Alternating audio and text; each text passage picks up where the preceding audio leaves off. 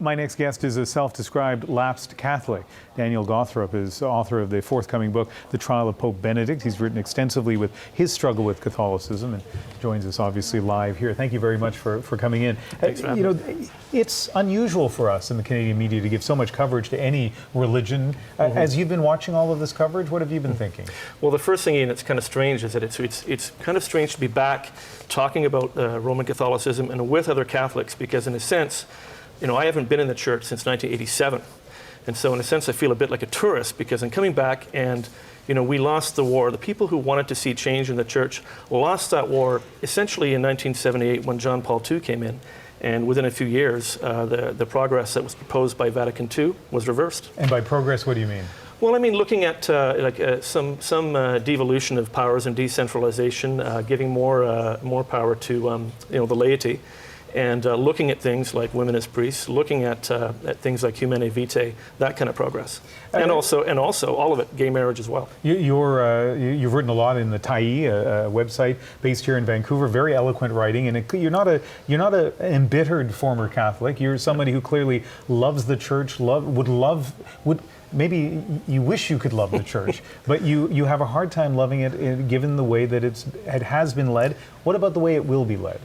Well, I think that with this selection of Pope Francis, we're looking at someone who seems to be, the early reviews on him are that he could be in every camp. That he's, on one hand, you know, he's an orthodox conservative on all questions of the church, but he also is very simple, and he's very concerned with the poor. He has a record of being concerned with the poor, but I don't see a lot of change happening, because he's got to clean up house. I mean, it's really clear with the sex abuse cases that he's got a lot of work to do, and he is 76. Realistically, is there someone who could be Pope, maybe not this time around, but perhaps next time around, that could bring someone like you back within the church, or is that not realistic? It's really hard to say. It's like trying to predict. I don't know how it would be to predict. I can't see it happening, because not unless the entire church was willing to revisit some of the questions of that 3-year, council.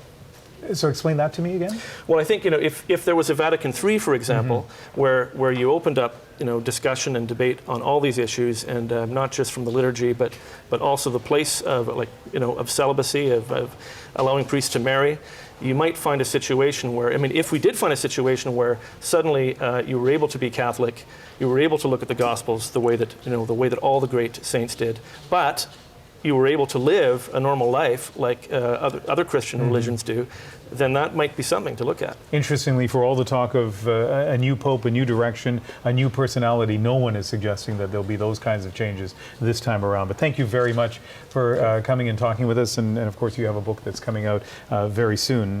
Daniel Gawthrop, thank you so much. Okay, thanks, Ian.